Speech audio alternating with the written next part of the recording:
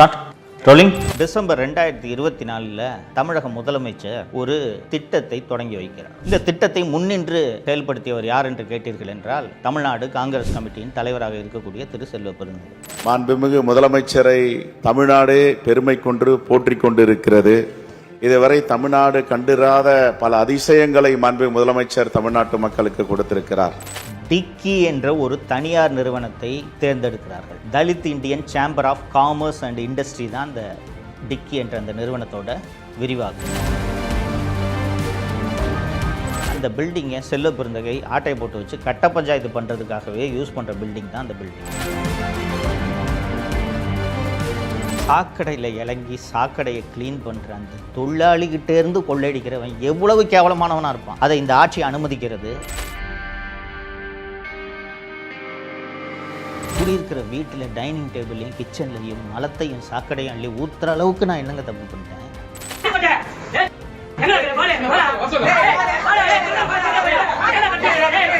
தமிழ் பெருங்குடி மக்கள் அத்தனை பேருக்கும் வணக்கம். தோழர்களே, 2026 எவ்வளவு முக்கியமான தேர்தல் என்பது என்னை விட உங்கள் எல்லாருக்கும் ரொம்ப நல்லா தெரியும். பல்வேறு கட்சிகள் வேகமாக வந்து உங்ககிட்ட இதை தரோம் அதை தரோன்ட்டு நிறைய பேர் ஏற்கனவே திட்டங்களை எல்லாம் அறிவிச்சிட்டாங்க. பல்வேறு வாக்குறுதிகளை அள்ளி வீசி உங்கள் வாக்குகளை எங்களுக்கே தாருங்கள் என்று கேட்டுக்கொண்டிருக்கிறார்கள். அவர்களுக்கு வாக்களிப்பதா வேண்டாமா என்பதை நீங்கள் முடிவு செய்வதற்கு முன்னால் நீங்கள் உறுதியாக முடிவு செய்ய வேண்டிய விஷயம் ஒரே ஒரு விஷயம்தான். எந்த சூழலிலும் எந்த காரணத்தினாலும் திமுக என்ற தீய சக்தி மீண்டும் ஆட்சிக்கு வந்துவிடவே கூடாது என்பதை நீங்கள் அத்தனை பேரும் மனதில் வைக்க வேண்டும் என்பதற்காகத்தான் தொடர்ந்து நான் உங்களோடு உரையாடி கொண்டிருக்கிறேன். இந்த 5 ஆண்டு கால அவல ஆட்சியில் நடந்த எத்தனையோ சம்பவங்கள் பேசுவதற்கு நேரம் போதாது. முக்கியமான சம்பவங்களை மட்டும்தான் எடுத்து நான் உங்களுக்கு நினைவுபடுத்த வேண்டும் என்பதற்காக பேசிக்கொண்டிருக்கிறேன். நடந்த சில அநியாயங்கள் எல்லாம் பேசவே முடியாத அளவுக்கு மனது வேதனைப்படுகிறது. அவ்வளவு அநியாயங்கள் நடந்திருக்கின்றன. தோழர்களே, டிசம்பர் 2024 தமிழக முதலமைச்சர் ஒரு திட்டத்தை தொடங்கி வைக்கிறார். இது ஏற்கனவே மத்திய அரசில் இருக்கக்கூடிய திட்டம்தான். நமஸ்தே என்ற அந்த திட்டத்திற்கு பெயர். தமிழகத்தில் அண்ணல் அம்பேத்கர் தொழில் முனைவோர் திட்டம் என்று ஒரு திட்டத்தை தொடங்கி வைக்கிறார். ரொம்ப நல்ல திட்டங்க அது. என்ன திட்டம் என்றால், இந்த துப்புரவு தொழிலாளிகள் இருக்கிறார்கள் அல்லவா, குறிப்பாக சாக்கடையில் இறங்கி சாக்கடை அடைப்பை எடுக்கக்கூடிய தொழிலாளிகள் இருக்கிறார்கள் அல்லவா, அந்த தொழிலாளர்களை எல்லாம், குறிப்பாக தலித் சமூகத்தை சேர்ந்தவர்களை எல்லாம் தொழில் முனைவோர் ஆக்க வேண்டும். அவர்களுக்கு வங்கியின் மூலமாக கடன் கொடுத்து தொழில் முனைவோர் ஆக்க வேண்டும் என்பதற்காக மத்திய அரசில் நமஸ்தே என்ற ஒரு திட்டம் இருக்குது. அந்த திட்டத்தை அண்ணல் அம்பேத்கர் தொழில் முனைவோர் திட்டம் என்று மாற்றி தமிழக அரசு செயல்படுத்தியது. இந்த திட்டத்தை முன்னின்று செயல்படுத்தியவர் யார் என்று கேட்டீர்கள் என்றால், தமிழ்நாடு காங்கிரஸ் கமிட்டியின் தலைவராக இருக்கக்கூடிய திரு செல்வ பெருந்தகை. சமீபத்தில் தமிழக சட்டப்பேரவையின் கடைசி நாள் கூட்டத்தொடர் நடந்தது. அந்த கடைசி நாள் கூட்டத்தொடரில் திரு செல்வ பெருந்தகை அவர்கள் பேசும்போது, திரு மு.க. ஸ்டாலின் போன்ற ஒரு முதல்வர் ஆட்சி செய்யும் காலத்தில் நாம் வாழ்வதற்கு புண்ணியம் செய்திருக்க வேண்டும் என்று பேசினார். திமுக எம்எல்ஏ கூட அவன் இந்த மாதிரி பேசலை. ஆனால் செல்வ பெருந்தகை இப்படி பேசினார். மாண்புமிகு முதலமைச்சரை தமிழ்நாடு பெருமை கொண்டு போற்றிக் கொண்டிருக்கிறது.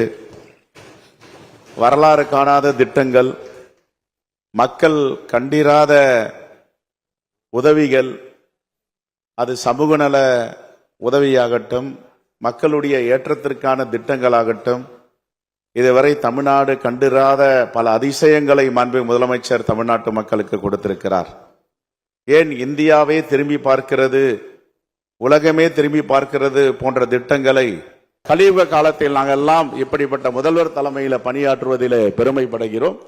ஸோ இந்த அளவுக்கு செல்வ பெருந்தகை, இன்னொரு கட்சி தலைவராக இருக்கக்கூடிய செல்வ பெருந்தகை ஏன் திமுக அரசை, திமுகவை இப்படி புகழ வேண்டும் அப்படின்னு உங்களுக்கு தோணும். அதுக்கான விளக்கம் தான் நான் இப்போ இந்த திட்டத்தில் என்ன நடந்திருக்குன்றதை சொல்ல போகிறது. இந்த திட்டம் தொழில் முனைவோர் திட்டம், அண்ணல் அம்பேத்கர் தொழில் முனைவோர் திட்டம்னு சொன்னேன். இந்த திட்டத்தின்படி துப்புரவு தொழிலில் ஈடுபடும் நேரத்தில், குறிப்பாக இந்த சாக்கடையில் இறங்கி க்ளீன் பண்ணும்போது இறந்து போகிறார்கள் அல்லவா, அவர்களின் வாரிசுகள், தற்காலிக துப்புரவு தொழிலாளிகளாக இருப்பவர்கள் தலித்துகள். இதுதான் கேட்டகரி. இந்த கேட்டகரியில் இருக்கவங்களை தேர்ந்தெடுத்து அவர்களுக்கு வங்கியிலிருந்து கடன் வாங்கி தருவது. எதற்காக கடன் என்று கேட்டீர்கள் என்றால், சாலையில் நீங்கள் போகும்போது பார்த்துருப்பீங்க, அந்த ட்ரைனேஜ் மேனுவல் இருக்கும் இல்லைங்களா, ட்ரைனேஜ் ஹோல் இருக்கும் இல்லைங்களா, அந்த ஹோலுக்கு மேலே ஒரு வண்டியை நிப்பாட்டி அந்த வண்டி அதை உள்ளே இருக்கக்கூடிய அந்த அடைப்பை எடுக்கும். இது இந்த வாகனம், துப்புரவு வாகனம். இந்த வாகனத்தை சென்னை குடிநீர் மற்றும் கழிவுநீர் அகற்று வாரியம் சொந்தமாகவும் வைத்திருக்கிறது, வாடகைக்கும் எடுத்து வேலைகளை செய்கிறது. எங்கெங்கெல்லாம் இந்த கால்வாய் அடைப்பு ஏற்படுகிறதோ அங்கே இந்த வாகனம் பயன்படுத்தப்படும். தனியாரிடமிருந்து வாடகைக்கு எடுத்தால் அந்த சென்னை மெட்ரோவாட்டர் நிறுவனம் அதற்கான பணத்தை கொடுத்துரும். இப்போ இந்த நான் அந்த 3 கேட்டகரி சொன்னேன்ல, தொழிலாளிகளின் இறந்து போன வாரிசுகள், தலித்துகள், துப்புரவு தொழிலாளிகள், இவங்களை இந்த கேட்டகரி சொன்னேன்ல, இவர்களில் ஒரு 250 பேர் 300 பேரை தேர்ந்தெடுத்து அவர்கள் அத்தனை பேருக்கும் தேசியமயமாக்கப்பட்ட வங்கிகளிலிருந்து கடன் வாங்கி தருவது. கிட்டத்தட்ட அவங்க கையிலேருந்து எதுவுமே போட வேண்டியதில்லைன்னு வச்சுக்கோங்க. அந்த கடனும் வந்து ரொம்ப 6% வட்டி, ரொம்ப மிக கம்மியான வட்டி இல்லை கடன். அப்படி அந்த அந்த யாருக்கு வண்டி அலாட்மெண்ட் ஆகுதோ அவர்கள் அத்தனை பேரும் சேர்ந்து 300 பேர் இருக்காங்கன்னு வச்சுங்களேன். இந்த 300 பேருக்கும் வங்கி கடன் கொடுத்து வண்டி அலாட் ஆகிடும். இந்த 300 பேரும் சேர்ந்து என்ன பண்ணணும்னா ஒரு கம்பெனியை ஃபார்ம் பண்ணணும். குரூப் மேனேஜ்மெண்ட் கம்பெனின்னு சொல்லுவாங்க. இந்த 300 பேரும் சேர்ந்து இந்த குரூப் மேனேஜ்மெண்ட் கம்பெனியை ஃபார்ம் பண்ணி, இந்த குரூப் மேனேஜ்மெண்ட் கம்பெனி இந்த வாகனங்களை பராமரிக்க வேண்டும், சென்னை மெட்ரோ வாட்டரோடு ஒப்பந்தம் போட வேண்டும், அந்த சென்னை மெட்ரோ வாட்டர் எங்கெங்கெல்லாம் வந்து இந்த கழிவுநீர் அடைப்பு ஏற்படுகிறதோ அங்கே இந்த வாகனங்களை அனுப்ப வேண்டும். அதற்கு உண்டான கட்டணத்தை மெட்ரோ வாட்டர் இந்த குரூப் மேனேஜ்மெண்ட் கம்பெனிக்கு கொடுக்கும். அதில் வரக்கூடிய பணத்தை இந்த தொழில் முனைவோர் அத்தனை பேருக்கும் பிரித்து கொடுக்க வேண்டும். அப்படி பிரித்து கொடுக்கும்போது இந்த வங்கி இவங்களுக்கு கடன் கொடுத்ததல்லவா, அந்த கடனை கழித்து கொண்டு மீதமுள்ள அமௌண்ட்டை இவங்களுக்கு தரணும். ஒருவருக்கு வண்டி வாங்கினா ஒரு மாதத்துக்கு minimum guarantee Chennai metro water இந்த லோன் வாங்கினவங்க அத்தனை பேருக்கும், வண்டி அலாட்மெண்ட் ஆனவங்க அத்தனை பேருக்கும் ஒப்பந்தம் போட்டுவிட்டது. மினிமம் ஒரு வண்டிக்கு ஒரு மாதத்துக்கு 3,30,000 ரூபாய் கிடைக்கும் என்று அந்த ஒப்பந்தத்தின்படி உத்தரவாதம் அளிக்கப்பட்டுள்ளது. ஓகேங்களா? இப்போ இது ஒரு நல்ல ஸ்கீம் தானே. இதை செயல்படுத்துறதுக்கு ஆக்சுவலி நம்ம இந்த அரசை வாழ்த்தணும். அதுக்கு பதிலாக விமர்சனம் செய்கிறேனே என்று நீங்கள் யோசிக்கலாம். இந்த இடத்துல தான் செல்வ பெருந்தகையோட ரோல் வருது. அந்த குரூப் மேனேஜ்மெண்ட் கம்பெனி ஃபார்ம் பண்ணணும்னு சொன்னேன் இல்லை, அந்த குரூப் மேனேஜ்மெண்ட் கம்பெனியில் யார் இருக்கணும்னா இந்த வண்டி வாங்குகிறார்கள் அல்லவா தொழிலாளிகள், துப்புரவு தொழிலாளிகளின் வாரிசுகள், இவர்கள்தான் அந்த குரூப் மேனேஜ்மெண்ட் கம்பெனியில் இயக்குநர்களாக இருக்க வேண்டும், நடத்த வேண்டும். இந்த பயனாளிகளை அடையாளம் காண வேண்டும் இல்லையா? இப்போ நான் சொன்னேன் இல்லை, இந்த இறந்து போன தொழிலாளிகளோட வாரிசுகள், துப்புரவு தொழிலாளிகள், தற்காலிக தொழிலாளிகள்னு சொன்னேன் இல்லை, இவங்களை அடையாளம் கண்டுபிடிக்கிறது அவ்வளோ கஷ்டமாக என்ன? எளிதாக அடையாளம் கண்டுபிடிக்க முடியுமல்லவா? துப்புரவு தொழிலாளியாக வேலை பார்த்து இறந்து போனவர்களோட பட்டியல் வந்து சென்னை மெட்ரோ வாட்டரில் இருக்கும், சென்னை மாநகராட்சியில் இருக்கும் இல்லையா? இது போக தற்காலிக துப்புரவு தொழிலாளிகளோட பட்டியல் சென்னை மாநகராட்சிக்கிட்ட இருக்கும், மெட்ரோ வாட்டர்கிட்டையும் இருக்கும். ஏன்னா இப்போவும் வேலை செய்து கொண்டிருக்கிறார்கள் அல்லவா? நேரடியாக இது போல் இந்த பயனாளிகளை மெட்ரோ வாட்டர் நிர்வாகமே தேர்ந்தெடுப்பதற்கு பதிலாக என்ன பண்ணுறாங்கன்னா டிக்கி என்ற ஒரு தனியார் நிறுவனத்தை தேர்ந்தெடுக்கிறார்கள். Dalit Indian chamber of commerce and industry தான் இந்த டிக்கி என்ற அந்த நிறுவனத்தோட விரிவாக்கம். இந்த டிக்கி என்ற நிறுவனத்தை இந்தியா முழுக்க ரவிக்குமார் நாரா என்ற ஆந்திராவை சேர்ந்த ஒரு நபர் தான் நடத்தி கொண்டிருக்கிறார். அவருக்கு வேலையே இந்த மாதிரி தலித்துகளெல்லாம் நான் தொழில் முனைவோர் ஆக்குகிறேன் என்று சொல்லி, தலித்துகள்னால் குறிப்பாக சாக்கடையில் இறங்கி சாக்கடையை சுத்தம் பண்ணுறவங்க எந்த அளவுக்கு படிப்பறிவு இல்லாமல் பாவப்பட்ட பாமர மக்களாக இருப்பார்கள் என்பது உங்களுக்கு தெரியும். அவங்க எல்லாரையும் கூப்பிட்டு உனக்கு நான் மாதம் மாதம் இவ்வளோ பணம் தரேன், உன் பேரில் ஒரு வண்டியை வாங்கிக்க என்று சொன்னதும் அவங்களுக்கு தான் மாதம் மாதம் பணம் வருது. அதனால் சந்தோஷம்னு சொல்லிட்டு அவங்களும் இன்னொன்று எழுத படிக்க தெரியாத ஏழை ஜனங்க கையெழுத்து போட்டுருவாங்க, கை நாட்டு வச்சுருவாங்க.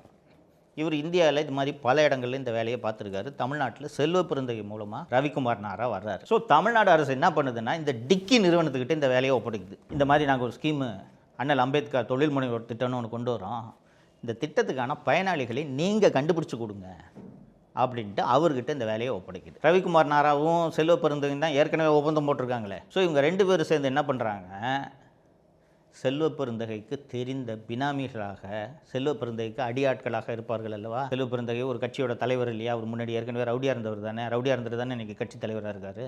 ஸோ அவர்கிட்ட ரவுடிகளாக இருந்தவர்கள், செல்வ பெருந்தகையோட அல்லக்கையாக இருந்தவர்கள், இவர்களை எல்லாம் சேர்த்து பயனாளிகள் என்று தேர்ந்தெடுக்கிறார்கள். ரைட்டுங்களா? அப்புறம் ஒரு குரூப் மேனேஜ்மெண்ட் கம்பெனி ஃபார்ம் பண்ணணும்னு சொன்னேன்ல, இந்த குரூப் மேனேஜ்மெண்ட் கம்பெனி இந்த பயனாளிகள், இந்த தொழிலாளிகள் அத்தனை பேரும் சேர்ந்து தான் கம்பெனியை ஃபார்ம் பண்ணணும்னு நான் சொன்னேன். ஜென்கிரீன் மேனேஜ்மெண்ட் லிமிடெட் என்று ஒரு நிறுவனம் உருவாக்கப்படுகிறது. அந்த ஜென்கிரீன் மேனேஜ்மெண்ட் நிறுவனத்தில் 2 இயக்குநர்கள், ஒருவர் ரவிக்குமார் நாரா, இன்னொருவர் வீரமணி. இந்த வீரமணி யாருன்னு கேட்டிங்கன்னா செல்வ பெருந்தகையோட சொந்த அண்ணன் பையன் ஆச்சுங்களா. ஸோ இந்த 300 பயனாளிகளை இவங்க கண்டறிஞ்சு சேர்த்துடுறாங்க இல்லைங்களா. இவங்க எல்லாமே செல்வ பெருந்தகையோட ஆட்கள். வாகனம் பெற்ற 300 பேருக்கு கூடயும் சென்னை மெட்ரோ வாட்டர் ஒப்பந்தம் போட்டுருச்சு. மாதம் மாதம் மினிமம் உங்களுக்கு 3,00,000 ரூபாய்க்கு ஆர்டர் உங்களுக்கு கிடைக்கும் அப்படின்ட்டு. இந்த 3.5 லட்ச ரூபா பணமும் யாருக்கு வரும்? பயனாளிகளுக்கு வராது, அந்த குரூப் மேனேஜ்மெண்ட் கம்பெனிக்கு தான் போகும் இல்லைங்களா? ஸோ அந்த ஜென்கிரீன் மேனேஜ்மெண்ட் நிறுவனம் என்ற அந்த நிறுவனத்தில் போயிடும். இந்த ஜென்கிரீன் மேனேஜ்மெண்ட் நிறுவனம் பதிவு செய்யப்பட்ட முகவரி எதுன்னு கேட்டிங்கன்னா 16 சின்னையா தெரு, டி நகர், சென்னை 17. அந்த இடத்துக்கு நான் நேரடியாகவே போய் பார்க்குறேன். அந்த 16 சின்னையா தெரு முகவரி எந்த முகவரின்னு கேட்டிங்கன்னா, அது யாரும் கிளைம் இல்லாத ஒரு டிஸ்பியூட்டட் ப்ராப்பர்ட்டி. ஓகேங்களா? கோர்ட் லிட்டிகேஷன்லாம் இருக்க ப்ராப்பர்ட்டி, கிட்டத்தட்ட பழைய ப்ராப்பர்ட்டி அது. அந்த பில்டிங்கை செல்வ பெருந்தகை ஆட்டை போட்டு வச்சு கட்ட பஞ்சாயத்து பண்ணுறதுக்காகவே யூஸ் பண்ணுற பில்டிங் தான் அந்த பில்டிங். அந்த பில்டிங்கில் தான் இந்த ஜென்கிரீன் நிறுவனம் பதிவு செய்யப்பட்டிருக்கு. இப்போ மாதம் ஒவ்வொரு வாகனத்துக்கும் 3.5 லட்ச ரூபா வரும்னு சொன்னேன்ல, இந்த 3.5 லட்ச ரூபாய் இந்த பயனாளிகளுக்கு சென்று சேரவில்லை. 3.5 லட்ச ரூபாயும் ஜென்கிரீன் நிறுவனத்துக்கு வரும்னு சொன்னேன்ல, அந்த ஜென்கிரீன் நிறுவனத்தில் ரவிக்குமார் நாராவும் செல்வ பெருந்தகையோட அண்ணன் பையன் வீரமணி தானே இயக்குநர்கள், அவங்க தானே இந்த பணத்தை எடுப்பாங்க. பணத்தை எடுத்துக்கிட்டு இந்த ஏழை தொழிலாளிகள் என்று சொன்னேன் அல்லவா, ஏழை தொழிலாளிகள் செல்வ பெருந்தகையின் பினாமிகள் என்று சொன்னேன் அல்லவா, இவங்களுக்கெல்லாம் மாதம் 10,000 ரூபாய் 20,000 ரூபாய் கொடுத்துட்டு ஒவ்வொரு வாகனத்துக்கும் மாதந்தோறும் வரும் பணத்தை செல்வ பெருந்தகையும் ரவிக்குமார் நாராவும் பங்கு போட்டுக் கொள்கிறார்கள். சார், நீங்கள் இந்த ரோடு போடுற கான்ட்ராக்டில் காசு அடிப்பாங்க, பாலம் கட்டுறதுல காசு அடிப்பாங்க, பெரிய பெரிய கட்டடம் கட்டுறதுல காசு அடிப்பாங்க, இதில் எல்லாம் இங்கே காசு அடிக்கிறது நடக்குது, கேள்விப்பட்டிருக்கோம். சாக்கடையில் இறங்கி சாக்கடையை க்ளீன் பண்ணுற அந்த தொழிலாளிகிட்டேருந்து கொள்ளையடிக்கிறவன் எவ்வளவு கேவலமானவனாக இருப்பான். அதை இந்த ஆட்சி அனுமதிக்கிறது. இதை செய்கிற ஒரு தலைவரை அகில இந்திய காங்கிரஸ் கட்சி தமிழ் மாநிலத்தின் தலைவராக வைத்திருக்கிறது. இப்படிப்பட்ட ஒரு ஊழல் நடைபெறுகிறது. இந்த ஊழல் டிசம்பர் 2024 அம்பேத்கர் நினைவு நாள் அன்று சிம்பாலிக்கா இந்த திட்டம் செயல்படுத்தப்படுகிறது. இந்த திட்டத்தில் நடைபெற்றிருக்கக்கூடிய இவ்வளோ பெரிய இந்த ஊழலை பற்றி உடனடியாக நான் சவுக்கு மீடியாவில் ஆவணங்களோடு அம்பலப்படுத்தின உடனே துப்புரவு தொழிலாளிகளை இழிவுபடுத்தி விட்டேன் என்று போலீஸில் ஒரு துப்புரவு தொழிலாளியை வச்சு கம்ப்ளைண்ட் கொடுக்க சொல்லி எஃப்ஐஆர் போடுறாங்க. எஃப்ஐஆர் போட்டு அதில் என்ன கைதும் பண்ணுறாங்க. ஓகேங்களா? ரைட்டு. அதற்கு பிறகு அதோடு நான் நின்று விடாமல் இந்த ஆவணங்கள் மற்றும் ஆதாரங்கள் எல்லாத்தையும் வச்சு இதில் சிபிஐ விசாரணை நடத்த வேண்டும் என்று சிபிஐக்கும் மத்திய புலனாய்வு அமைப்புகளுக்கும் மாநில லஞ்ச ஒழிப்புத்துறைக்கும் புகார் அனுப்புகிறேன். ஆச்சுங்களா? இது இப்படி இருக்கக்கூடிய சூழ்நிலையில் 24 மார்ச் 2025 நான் காலையில் வழக்கம் போல் அலுவலகத்துக்கு சவுக்கு மீடியா ஸ்டுடியோவுக்கு கிளம்புறேன். ஒரு 20-25 பேர் ஒரு பெரிய வேனில் வர்றாங்க. வந்த உடனே நான் ஏதோ சந்தேகமாக, அப்போது நான் அந்த வீட்டுக்கு அப்போ தான் குடி போயிருக்கேன். அது ரொம்ப ஒரு கீழ்ப்பாக்கத்தில் ஒரு சந்தில் இருக்கக்கூடிய வீடு. பல பேருக்கு அந்த வீடு, நான் அந்த வீட்டுக்கு குடி போனதே பல பேருக்கு தெரியாது. வண்டியில் யாரோ கல் எடுத்து வேகமாக அடிக்கிறாங்க. அடித்த உடனே நான் சரி நம்மளை தான் அடிக்கிறதுக்கு வந்திருக்காங்கன்னு நினச்சிக்கிட்டு டிரைவர்கிட்ட வண்டியை வேகமாக போக விடுப்பா அப்படின்னு நான் சொல்லிவிட்டு வண்டி கொஞ்சம் தூரம் போன உடனே அம்மா கால் பண்ணுறாங்க. அங்கே தடன்னு நிறைய பேர் வீட்டு கதவை வந்து தட்டுறாங்கப்பா, என்னன்னே தெரிலப்பா, பயமாக இருக்குப்பான்னு சொன்ன உடனே நான் உடனடியாக 100க்கு ஃபோன் பண்ணுறேன். அவசர போலீஸ் 100க்கு ஃபோன் அடிக்கிறேன். இதற்குள் வந்திருந்த ஒரு 20-25 பேர் துப்புரவு தொழிலாளிகள் போல் ட்ரெஸ் பண்ணியிருந்தாங்க. வந்திருந்தவங்க வீட்டோட பின்னாடி கதவை உடச்சிட்டு உள்ளே போயிட்டாங்க. உள்ளே போய், மக்களே யாருக்குமே எதிரிக்கு கூட நடக்கக்கூடாதுங்க. இது 25 லிட்டரு பக்கெட்டு, 5 பக்கெட்டில் சாக்கடையும் மனித மலத்தையும் கலந்து அள்ளிக்கிட்டு வந்து எங்கள் வீட்டில், எங்கள் அம்மா 70 வயசு அவங்களுக்கு, தனியாக இருக்காங்க. வீடு முழுக்க டைனிங் டேபிள், சாப்பிட்ற இடம், kitchen, gas stove, cooker, bed, படுக்கிற பெட்டு, அத்தனையின் மீதும் அந்த 5 பக்கெட்டில் இருந்த அந்த சாக்கடையும் மனித மலத்தையும் வீசி எறிந்து விட்டு அங்கேயே உட்காந்து தர்ணா பண்ணுறாங்க.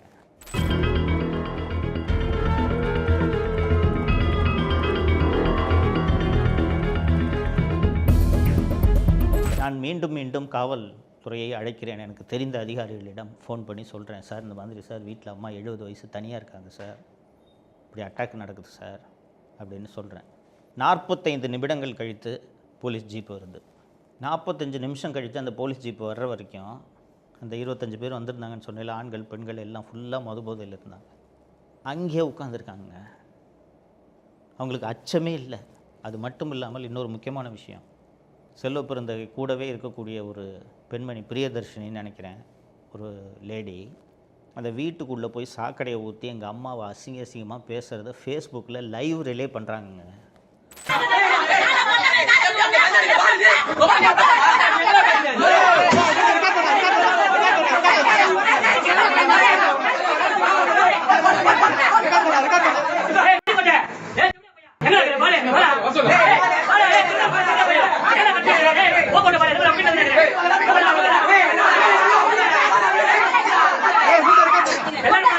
எங்கேயாவது நடக்குமா நாட்டில்? ஒரு ஜனநாயக நாட்டில் இது நடக்குமா? 70 வயசு எங்கள் அம்மாவுக்கு. ஒத்தால நின்று சுற்றி 15-20 பேர் அசிங்கமாக. எதுக்கு? இந்த ஊழலை நான் அம்பலப்படுத்திட்டேன்னா, அதாவது இந்த தொழிலாளிகளுக்கெல்லாம் வண்டி கிடைக்கிறத நான் தடுத்துட்டேன்னா, நான் ஊழலை வெளிக்கொண்டு வந்து நியாயமானவர்களுக்கு இந்த வாகனம் கிடைக்க வேண்டும், செல்வப்பெருந்தகைக்கு தெரிந்தவர்களுக்கு கிடைக்கக்கூடாதுன்றதுக்காக நான் போராடி புகார் கொடுத்து இந்த செய்தியை வெளியிட்டால், இதனால் பாதிக்கப்பட்ட செல்வப்பெருந்தகை மற்றும் கூட சேகர்பாபுவும் சேர்ந்து இந்த ஆட்களையெல்லாம் ஏற்பாடு பண்ணது அமைச்சர் சேகர்பாபு. தோழர்களே, 45 நிமிஷம் கழித்து போலீஸ் வருது, அங்கேயே உட்காந்துருக்காங்க. 2 போலீஸ், ஒரு சப் இன்ஸ்பெக்டர், இன்னொரு கான்ஸ்டபிள் மட்டும் வந்திருக்காங்க. போலீஸ் என்னை வந்து உடனடியாக வந்துடாதீங்க சார், அவங்கெல்லாம் போகல இன்னும் சொல்கிறாங்க. போலீஸை பார்த்தீங்களா? 5 நிமிஷம் ஆகுமா அடிஷனலாக போலீஸ் ஃபோர்ஸை வர வச்சு அவங்களெல்லாம் விரட்டுறதுக்கு? வீட்டு வாசல்லே அவ்வளோ பேர், 20 பேர் அங்கேயே உட்காந்துருக்காங்க. இந்த நேரத்தில் நான் மறக்காமல் எதிர்க்கட்சி தலைவர் திரு எடப்பாடி பழனிசாமி அவர்களை நன்றியோடு நினைவு கூறுகிறேன். 5 முறை பேசினார், சட்டப்பேரவையில் பேசினார், பத்திரிகையாளர் சந்திப்பில் அவ்வளவு கோவப்பட்டார்.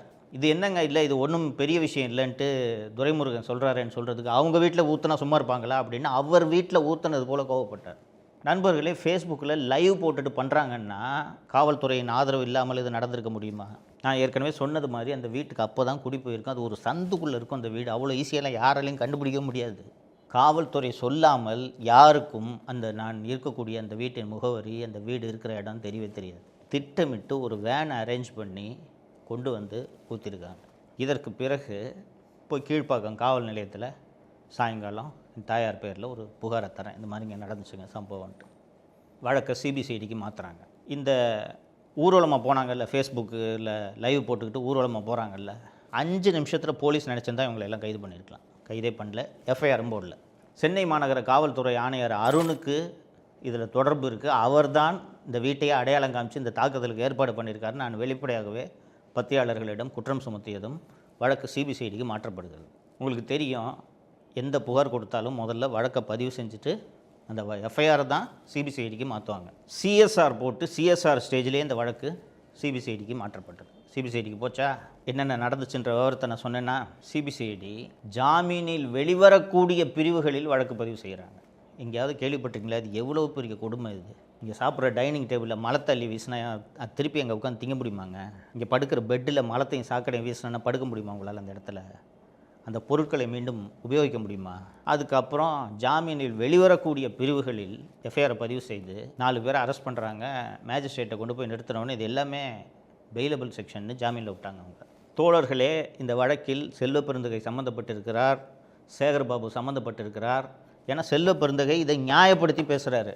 பத்திரிகையாளர் சந்திப்பில் நடந்தது தப்பு தான், இருந்தாலும் தொழிலாளிக்கு வண்டி கிடைக்கிறத வந்து ஒரு தப்பாக பேசினேன்னா தொழிலாளி இப்படி ரியாக்ட் பண்ணுவாங்கன்ட்டு கிட்டத்தட்ட நியாயப்படுத்தி பேசுகிறாரு செல்வப்பெருந்தகை. அங்கே வந்து இந்த தாக்குதலில் ஈடுபட்ட அத்தனை பேரும் செல்வப்பெருந்தகையோடு இருப்பவர்கள் என்பது ஊருக்கே தெரியும், அத்தனை பேருக்கும் தெரியும். அத்தனை பேரும் காங்கிரஸ் கட்சியின் SC/ST பிரிவை சேர்ந்தவர்கள். இவ்வளவு நடந்திருக்கு. இன்னைக்கு வரைக்கும் சிபிசிஐடி இந்த வழக்கில் உண்மையான குற்றவாளிகளை கைது செய்யவில்லை, விசாரணையை நடத்தி முடிக்கவில்லை.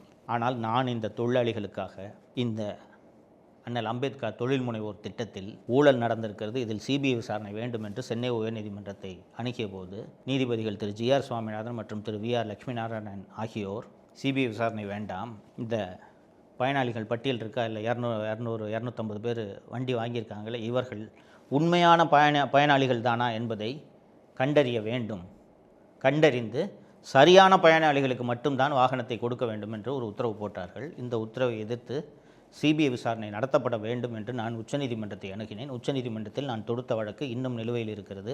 தமிழக அரசு பதில் சொல்ல வேண்டும் என்று உச்சநீதிமன்றம் நோட்டீஸ் ஆர்டர் பண்ணியிருக்கு. நான் உங்கள் மக்கள் அத்தனை பேரையும் கேட்டுக்கிறேன். அந்த வீட்டில் வந்து சாக்கடை ஊற்றுன அந்த புகைப்படம் ஊர் எல்லாம் இருக்குது, கூகுள் பூரா நீங்கள் பார்த்தீங்கன்னா தெரியும். எந்த ஆட்சியிலாவது இப்படி ஒரு கொடுமை நடக்குமாங்க? ஒரு எதிரி ஆளை வச்சு அடிப்பாங்க, வெட்டுவாங்க, இதெல்லாம் பார்த்துருக்குறோம். குடியிருக்கிற வீட்டில் டைனிங் டேபிளையும் கிச்சன்லையும் மலத்தையும் சாக்கடையும் அள்ளி ஊற்றுற அளவுக்கு நான் என்னங்க தப்பு பண்ணிட்டேன்? ஆனால் இது இந்த திராவிட மாடல் ஆட்சியில் நடந்தது. என்னால் இதை மறக்க முடியாது, எங்கள் அம்மாவால் இதை மறக்க முடியாது. நீங்கள் இதை மறக்கக்கூடாது வாக்களிக்கும் போது என்பதற்காகத்தான், இதை நினைவுபடுத்துவதற்காக உங்களிடம் நான் இதை பேசுகிறேன். இப்படிப்பட்ட ஆட்சி மீண்டும் வந்தால் எங்கள் வீட்டில் நடந்த தாக்குதல் உங்கள் வீட்டில் நடக்காது என்பதற்கு என்ன உத்தரவாதம்? இதை நீங்கள் யோசித்து பார்க்க வேண்டும். எதிர்க்கட்சித் தலைவர் எடப்பாடி பழனிசாமி தன் வீட்டில் நடந்ததாக உணர்ந்து கோபப்பட்டு 5 முறை பத்திரிகையாளரை சந்தித்து பேசினார். சட்டப்பேரவையில் இந்த பிரச்சனையை எழுப்புவதற்கு முயற்சி செய்தார். அவைத்தலைவர் அனுமதிக்கவில்லை. இது போன்ற கோபம் உங்கள் ஒவ்வொருவருக்கும் வர வேண்டும் என்பதை இந்த நேரத்தில் நான் கேட்டுக்கொள்கிறேன். வாக்குச்சாவடிக்கு போகும்போது எப்படிப்பட்ட ஆட்சி இந்த ஆட்சி, அதே திமுக காங்கிரஸ் கூட்டணி தான் உங்களை நோக்கி வாக்குகளை கேட்டு வருகிறது. மறந்துடாதீங்க, தப்பித்தவறி கூட மறந்துடாதீங்க. நன்றி. தமிழகத்தை காப்போம்.